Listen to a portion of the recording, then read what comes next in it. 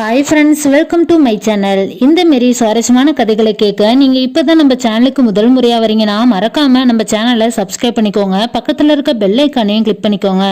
இவங்க பேர் ஆர்த்தி. இவங்க இப்போ தான் 12ஆம் வகுப்பு படித்து முடிச்சுட்டு இப்போதைக்கு வீட்டில் தான் இருந்துகிட்டு இருக்கிறாங்க. மேற்கொண்டு படிக்கிறதுக்கு வசதிகள் பத்தாது. ஏன்னா இவங்க அம்மாவும் இப்போதைக்கு உடம்பு முடியாமல் 2 மாசமாக படுத்த படுக்கையாக இருக்கிறாங்க. இப்போ அவங்க அப்பாவும் அப்பப்போக்கு கூலி வேலைக்கு தான் போவார். மற்றபடி பார்த்தீங்கன்னா அதில் கொஞ்சம் குடிச்சிட்டு மேற்கொண்டு இருக்கிற பணத்தில் தான் தன்னுடைய அம்மாவுக்கு டேப்லெட் வாங்கிக்குவாங்க. நம்ம ஆர்த்தி இப்போதைக்கு டைலரிங் கோர்ஸ் படித்து முடிச்சுட்டு அந்த தொழிலில் வர வருமானத்தை வச்சு தான் கொஞ்சம் கொஞ்சமாக வீட்டு செலவுகள், மற்றபடி தன்னுடைய அம்மாவுக்கு மருந்து மாத்திரை செலவுகள்னு வாங்கி கொடுத்துக்கிட்டு இருக்கிறாங்க. அப்போ தான் இவங்களுக்கு ஒரு அண்ணன் இருக்கிறான். அவன் பார்த்தீங்கன்னா ஊருக்கு தருதலை, வீட்டுக்கு அடங்காத பிள்ளை. எப்பொழுதுமே வீட்டுக்கு வரமாட்டான். மற்றபடி வந்தாலும் அந்த நேரத்துக்கு சாப்பாட்டுக்கு மட்டும் வந்துட்டு சாப்பிட்டுட்டு அப்படியே போயிடுவான். வீட்டில் இருக்கிறவங்கள கவனிக்கவும் மாட்டான். ஒரு வருமானம்னு சொல்லிட்டு ஒன்று கொடுக்கறதுக்கும் ஆள் கிடையாது.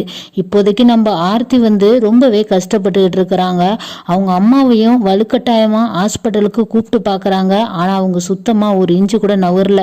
ஏன்னா அவங்கள பொறுத்த வரைக்கும் நான் இப்படி என்னுடைய காலத்தை ஓட்டிட்டேன். இதுக்கப்புறம் நான் ஹாஸ்பிட்டலுக்கு போய் பொழைச்சி என்ன பண்ண போகிறேன்? எனக்கு ஒரே ஒரு கவலை மட்டும்தான் இருக்கு ஆர்த்தி. உன்னை எப்படியாச்சும் ஒரு நல்ல இடத்துல யார்ட்டையாச்சும் கொடுத்துடணும். ஏன்னா நீ இங்கே இருக்கக்கூடாது. தயவு செஞ்சு நான் சொல்கிறத மட்டும் கேட்டுக்கோ. நான் இறந்துட்டேன்னா இங்கே இந்த வீட்டில் நீ இருக்காத. உன்னுடைய அப்பாவும் அண்ணனும் உன்னை பார்த்துக்க மாட்டாங்க. உன்னை நரகத்தில் தள்ளணும்னு முடிவு பண்ணிட்டாங்க. நான் செத்த அடுத்த செகண்டே நீ இந்த வீட்டை விட்டு கிளம்பிடு. இங்கே தயவு செஞ்சு இருக்காத அப்படின்னு சொல்லுவாங்க. உடனே நம்ம ஆர்த்தியும், என்னம்மா சொல்கிறீங்க? எதனால் இந்த வார்த்தை சொல்கிறீங்க? எதுக்கு அப்பாவையும் அண்ணனையும் தப்பாக சொல்கிறீங்க அப்படின்னு சொல்லுவாங்க. உடனே நம்ம ஆர்த்தியோட அம்மா, நான் சொல்கிறத மட்டும் கேளுமா, இதான் என்னுடைய கடைசி ஆசை. ஏன்னா எனக்கு ரொம்ப உடம்பு முடியல. இதுக்கப்புறம் நான் இருப்பேனா என்னான்னு ரொம்பவே டவுட்டாக இருக்குது. அப்படி இருக்கிறப்ப தான் நான் உன்கிட்ட சொல்கிறேன், நீ தயவு செஞ்சு நான் செத்த அடுத்த செகண்டே இந்த வீட்டை விட்டு போயிரு. எங்கேயோ எப்படியோ போய் பொழைச்சிக்கோ. இங்கே மட்டும் தயவு செஞ்சு இருந்துராத அப்படின்னு சொல்லுவாங்க. இதெல்லாம் நீங்கள் தப்பாக எடுத்துக்கிட்டு இருக்கீங்கம்மா. நீங்கள் இன்னும் நல்லா உயிரோடு இருப்பீங்க. உங்களுடைய நல்ல எண்ணத்துக்கு நீங்கள் நல்லா தான் இருப்பீங்க அப்படின்னு சொல்லிக்கிட்டு அப்போ தான் மருதம்மாலும் ஒரு அம்மா வருவாங்க. நம்ம ஆர்த்தி அம்மாவோட ரொம்பவே அவங்க க்ளோஸ் ஃப்ரெண்டு. எப்பொழுதுமே இவங்க 2 பேரும் சிரித்து பேசிக்கிட்டு வேலைக்கு போன டைம்லலாம் 2 பேரும் ஒன்றா வேலைக்கு போவாங்க. இப்போதைக்கு உடம்பு முடியலாம படுத்த படுக்கை ஆகவும் அவங்க மருதம்மாள் தான் அடிக்கடி இவங்களை பார்த்துக்கிறது, மற்றபடி இவங்களுக்கு ஹெல்ப் பண்றது எல்லாமே பண்ணிட்டு இருந்தாங்க. ஒரு கட்டத்துல இவங்க அடுத்த நாள் பார்த்தீங்கன்னா விடியற் காலையில ஏந்திரிச்சு வீட்டு வேலைகள் எல்லாமே நம்ம செஞ்சுக்கிட்டு இருப்பாங்க. ஆர்த்தி அப்பதான் அம்மா என்ன ஏந்திரிக்கல அப்படின்னு சொல்லிட்டு ரூமை போய் பார்க்குறப்ப தான் அவங்க இறந்துருப்பாங்க. எப்பொழுதுமே உடம்பு சரியில்லைன்னா கூட காலையிலேயே பார்த்தீங்கன்னா 5 மணிக்கெல்லாம் ஏந்திரிச்சிருவாங்க. இப்போ ஏன் இன்னைக்கு இன்னும் தூங்கிட்டு இருக்காங்கன்னு சொல்லிட்டு ஒரு 5:30 போல பார்க்குறாங்க. அவங்க இறந்து கிடப்பாங்க. அடுத்த செகண்டே இவங்களும் தன்னுடைய அம்மா சொன்ன ஒரு வார்த்தைக்கோசரம் அவங்களுடைய கடைசி ஆசையை நிறைவேற்றணும் அப்படின்னு சொல்லிட்டு இவங்க அந்த வீட்டை விட்டு கிளம்பிடுவாங்க. யாருக்கும் எதுவும், அப்பாவுக்கும் அண்ணனுக்கும் எதுவுமே சொல்லாம அந்த இடத்துலேருந்து உடனே கிளம்பிடுவாங்க. அடிக்கடி பார்த்தீங்கன்னா இவங்க நினப்புல ஓடிட்டு இருக்கிறது அம்மாவுடைய இறுதி சடங்குகள் எப்படி முடிஞ்சது என்னமோ அதே நினப்புல தான் இவங்க ரோட்ல தன்னைத்தானே அறியாம நடந்து போயிட்டு இருக்கிறப்ப ரோட்டை கடக்கணும்னு சொல்லிட்டு எதிர்பாராத விதமா கடக்கிறப்ப தான் நம்ம ஆர்த்திக்கு ஆக்சிடென்ட் ஆயிருது. ஒரு கட்டத்துல இவங்க அப்ப பெட்லேருந்து கண் முடிச்சு பார்க்குறப்ப தான் இவங்க ஹாஸ்பிட்டலில் இருக்கிற விஷயமும் தெரியுது. அப்போ தான் கண் முடிச்சு பார்ப்பாங்க. அப்போ அவங்க உள்ள நர்ஸ் பார்த்து, என்னம்மா உனக்கு நல்லா இருக்கா, எப்படி இருக்கிற அப்படின்னு சொல்லி விசாரிப்பாங்க. உடனே இவங்களும், இப்போதைக்கு நான் நல்லா இருக்கேன், என்னை யார் இங்கே கொண்டுட்டு சேர்த்தா அப்படின்னு சொல்லுவாங்க. அப்போ தான் சொல்லுவாங்க, உன்னை ஆக்சிடென்ட் பண்ண பையன் சேர்த்துட்டு அவனு கிளம்பி போயிட்டான். இப்போதைக்கு உன்னை தேடி யாருமே இது வரைக்கும் வரல. இப்போ நீ என்ன பண்ணலான்னு இருக்க? உன்னோடைய பீஸ்கள் எல்லாத்தையும் கட்டி ஆகணும், உன்னை டிஸ்சார்ஜ் பண்ணி ஆகணும் அப்படின்னு சொல்லுவாங்க. இவங்களுக்கு என்ன பண்ணுறதுன்னு தெரியல. நம்ம ஆர்த்தியை பார்த்த டாக்டர் தான் அப்போதைக்கு வருவார். இவங்களுக்கு நடந்த எல்லா விஷயத்தையுமே அவங்கள்ட்ட கேட்டு தெரிஞ்சுக்கிட்ட பிறகு நான் உன்னுடைய பேமெண்ட் எல்லாத்தையும் பே பண்ணிடுறேன், உனக்கோசரம் நான் ஹெல்ப் பண்ணுறேன், நீ படிக்கணும்னு தானே ஆசைப்படுற, நான் உன்னை படிக்க வைக்கிறேன், நீ என்னுடைய வந்துரு அப்படின்னு சொல்லுவார். ஒரு கட்டத்தில் நம்ம ஆர்த்திக்கு என்ன பண்ணுறதுன்னு தெரியல, யாரோ ஒருத்தர் எதிர்பாராத விதமாக இந்த வார்த்தை சொல்கிறாங்களே அப்படின்னு சொல்லிட்டு அவங்க ஒரே யோசனையிலே இருக்காங்க. அடுத்த கட்டமாக எங்கே போகணும்னு தெரியாமல் முழிச்சுக்கிட்டு இருக்கிற நம்ம ஆர்த்திக்கு அப்போதான் சரி எப்படியோ நம்மளுக்கு ஒரு இருப்பிடம் வந்துடுச்சு, மற்றபடி நம்மளை படிக்க வைக்கிறேன்னு சொல்கிறாங்க, நம்மளுக்கு படிக்கிறதுக்கும் ரொம்ப ஆசையாக இருக்குது, சரி இவங்க சொல்கிறதையே கேட்போம் அப்படின்னு சொல்லிட்டு நம்ம ஆர்த்தியும் அவங்களோடைய கிளம்பி போயிடுவாங்க. அப்போ தான் அந்த வீட்டுக்கு போகிறப்ப அந்த வீட்டிலன்னு சொல்லிட்டு யாருமே கிடையாது. ஆர்த்தி, உங்களுக்கு டாக்டர், நீங்கள் உங்களுக்கு மனைவி குழந்தைங்கன்னு சொல்லிட்டு யாருமே இல்லையா அப்படின்னு கேட்குறப்ப தான் எனக்கு யாருமே இல்லைம்மா, நான் மட்டும்தான் இருக்கிறேன், ஏன்னா எனக்கு அக்கா அம்மா அப்பாலாம் இருந்தாங்க, அக்கா லவ் மேரேஜ் பண்ணிக்கிட்டு வேற ஒருத்தனோட ஓடிட்டா, அதுக்கப்புறம் எங்க அப்பா அம்மா அவங்க நினப்புலயே இருந்து 2 பேரும் ஒருத்தர் பின்னாடி ஒருத்தர் இறந்து முடிச்சுட்டாங்க. நான் பார்த்தீங்கன்னா இருக்கிற சொத்து பத்துக்கள்லாம் கொஞ்சம் விற்று அதை வச்சு எப்படியோ படிச்சுட்டு இருந்த கொஞ்சம் இடத்துலையும் ஒரு ஹாஸ்பிட்டல் கட்டி அதை இப்போ ரன் பண்ணிட்டு இருக்கிறேன். இப்போதைக்கு எனக்கு யாருமே இல்லை, இப்போ நீ தான் எனக்கு ஒரு உறவா வந்திருக்க அப்படின்னு சொல்லுவாங்க.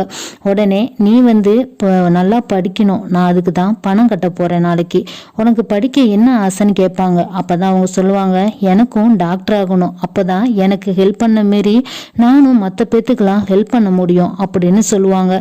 அதுக்கப்புறம் சரி நாளைக்கு உன்னுடைய வீட்டில் உன்னை போய் விடுறேன், ஆனால் படிக்கிற பொறுப்பு எல்லாத்தையும் நானே ஏற்றுக்கிறேன் அப்படின்னு சொல்லுவாங்க. நான் தான் அங்கே போகமாட்டேன்னு உங்கள்கிட்ட ஏற்கனவே சொன்னேன்ல, நான் இங்கேயே இருந்துக்கிறேன் அப்படின்னு ஆர்த்தி சொல்லுவாங்க. அதுக்கப்புறம் இவரும் எப்படியும் அவங்க வீட்டில் என்ன நடந்துச்சு, உங்கள் அம்மாவும் இறந்துட்டாங்கன்னு சொல்கிற, மற்றபடி உங்கள் அப்பா அண்ணெல்லாம் என்ன பண்ணுறாங்கன்னு நான் விசாரிக்கணும் அப்படிம்பாங்க. சரி நீங்கள் எப்படியோ விசாரிச்சுக்கோங்க பரவாயில்ல அப்படின்னு சொன்ன பிறகு அந்த டாக்டர் பேர் அர்ஜுன், அவரு தான் ஒரு ஆளை விட்டு ஆளுங்களை அங்கே பக்கத்தில் உள்ளவங்கள்ட்டெல்லாம் விசாரிப்பாங்க. எல்லாத்தையும் விசாரிச்சுட்டு அங்கே இருக்கிறவங்க ஒரு அம்மா மருதம்மாளை கூட்டிக்கிட்டு வீட்டுக்கு வருவாங்க. அப்போ தான் நம்ம ஆர்த்தியை பார்த்துட்டு அந்த பொண்ணும் கட்டி அழுகுது, உங்கள் அம்மா இறந்துட்டா, நீ எங்கே போன, நீ ஆள் இல்லைன்னு சொல்லிட்டு உங்கள் அப்பா உன் மேலே ரொம்பவே கொலை வெறியில் இருக்கிறாரு, ஏன்னா நீ உங்கள் அம்மா மாரியே நீ எங்கிட்டாச்சும் ஓடி போயிட்டீங்கன்னா என்ன பண்ணுறது அப்படின்னு அவங்க ரொம்பவே உன் மேலே வெறியாக இருக்கிறாங்க அப்படின்னு சொல்லுவாங்க.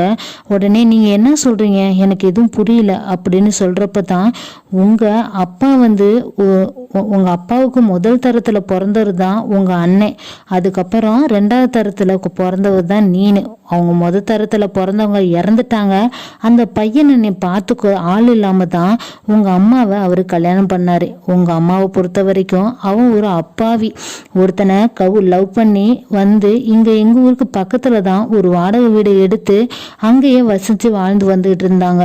அவனும் கரெக்டான டைம்ல பணத்தை நகை எல்லாத்தையுமே எடுத்துட்டு ஊரை விட்டு ஓடிட்டான். இப்போதைக்கு என்ன பண்றதுன்னு தெரியாம அவங்க ரொம்பவே நெருக்கதையா நின்றுட்டு இருந்தப்ப தான் உங்க அப்பா அவரை சேர்த்துக்கிட்டு தன்னுடைய குழந்தைய பார்த்துக்குவாங்கன்னு சொல்லிட்டு அவங்கள திருமணம் பண்ணாங்க. திருமணம் பண்ணி தான் அதுக்கப்புறம் 2 பேரும் ஒருத்தருக்கு ஒருத்தர் புரிஞ்சுக்கிட்ட பிறகுதான் நீனும் பிறந்த. இப்போதைக்கு அவங்களுக்கு நீ 2ஆம் தரத்து பொண்ணு தான், உனக்கு ஏற்கனவே பொம்பளை பிள்ளைன்னு அவருக்கு சுத்தமா பிடிக்கல, ஏன்னா உன்னுடைய அம்மா மாரி நீ போயிட்டினா என்ன பண்றது, உன்னை கல்யாணம் ஆகுற பரும வந்த பிறகு உடனே பார்த்தீங்கன்னா வயசான ஒருத்தருக்கு பணக்காரர் அவருக்கு திருமணம் பண்ணி வைக்கணும் தான் உங்க அப்பாவுடைய கனவு. அப்படி இருக்கிறப்ப நீ எப்படியோ அந்த இடத்த விட்டு தப்பிச்சு வந்துட்டமா, பரவாயில்ல அப்படின்னு சொல்லுவாங்க. உடனே அவங்க என்னுடைய அப்பா கிடையாதா, எனக்கே அந்த விஷயம் இப்பதான் தெரியும் அப்படின்னு சொல்லிட்டு நம்ம ஆர்த்தி ரொம்பவே பரிதாபமா மனநிலை சரியில்லாம ஒரு மாதிரியா தகச்சு போய் நிற்பாங்க. அதுக்கப்புறம் தான் அந்த டாக்டரும் சொல்லுவாரு, எனக்கே எல்லா விஷயமும் இப்பதான் தெரியும், நீ யாருன்னு எனக்கும் தெரியும், ஏன்னா இந்த மருதம்மாள் தான் என்னுடைய வீட்டு சித்தி, அவங்க தான் எங்களுக்கு ரொம்பவே சொந்தக்காரவங்க, மற்றபடி உங்க அம்மா பார்த்தீங்கன்னா அதுதான் என்னுடைய அக்கா, இந்த போட்டோவை எடுத்து பாரு, இவங்க என்னுடைய அக்கா, அவங்களுடைய முகம் உனக்கு அப்படியே இருக்கவும் தான் இது என்னுடைய அக்கா பொண்ணா இருக்குமோ என்னமோ நினச்சிக்கிட்டு உனக்கும் யாரும் இல்லைன்னு சொன்னதுனால உன்னை நான் என்னுடைய வீட்டுக்கு கூட்டிட்டு வந்தேன். மேற்கொண்டு எல்லாத்தையும் அலசி ஆராய்ஞ்சு பார்க்கறப்ப தான் தெரியுது நீ என்னுடைய அக்கா பொண்ணுன்னு. எங்க அக்கா அக்கா வந்து லவ் பண்ணிட்டு போற பையன் இப்படி ஏமாத்திட்டான், ரொம்பவே சந்தோஷமா வாழ்ந்துகிட்டு இருப்பான் நான் நினைச்சுக்கிட்டு இருந்தேன். ஆனா அவ இப்ப இறந்தும் போயிட்டா. இப்போதைக்கு கடவுள் வந்து உன்னை பார்த்து என்னகிட்ட அனுப்பி வச்சிருக்கிறாரு.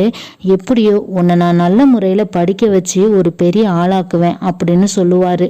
அதுக்கப்புறம் நம்ம ஆர்த்தியும் பார்த்தீங்கன்னா, எனக்கு கடவுள் அம்மா தான் பார்த்து என்னை இங்கே அனுப்பி வச்சிருப்பாங்க. ஏன்னா அம்மாவுடைய ஒரே ஆசை நான் நல்ல இடத்துக்கு போய் நல்ல நிலைமைக்கு வரணும்.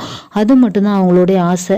அப்படி இருக்கிறப்ப நம்ம அர்ஜுன் பார்த்தீங்கன்னா நம்ம ஆர்த்தியை நல்ல முறையில் படிக்கிறதுக்கான எல்லா வசதிகளுமே ஏற்பாடு பண்ணி கொடுத்து நல்லாவும் படிக்க வச்சு இப்போதைக்கே நம்ம ஆர்த்தி அவங்க ஒரு பொசிஷனில் வந்து இப்போ டாக்டராகவும் இருக்காங்க.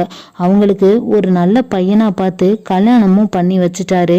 இப்போதைக்கு அவங்க ரொம்பவே சந்தோஷமாக அவங்க வாழ்க்கையை எடுத்து ரன் பண்ணிட்டு இருக்கிறாங்க. அவங்களுடைய கல்யாணத்துக்கு அடையாளமாக ஒரு பொண்ணு ஒரு பையன் ஒன்று பிறந்திருக்காங்க. அந்த பிள்ளைகளையும் பார்த்துக்கிட்டு ஹாஸ்பிட்டல் நிர்வாகத்தையும் ரன் பண்ணிக்கிட்டு இருக்கிறாங்க.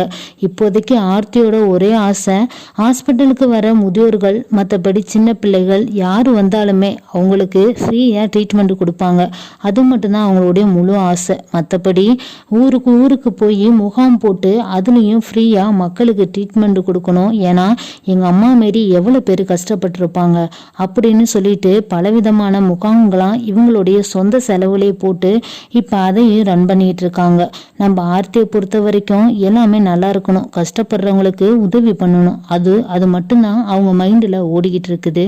இந்த கதை பிடிச்சிருந்துச்சு அப்படின்னா லைக் அண்ட் ஷேர் பண்ணுங்க. கீழே இருக்க கமெண்ட் பாக்ஸில் கமெண்ட் பண்ணுங்க. தேங்க்ஸ் ஃபார் வாட்சிங்.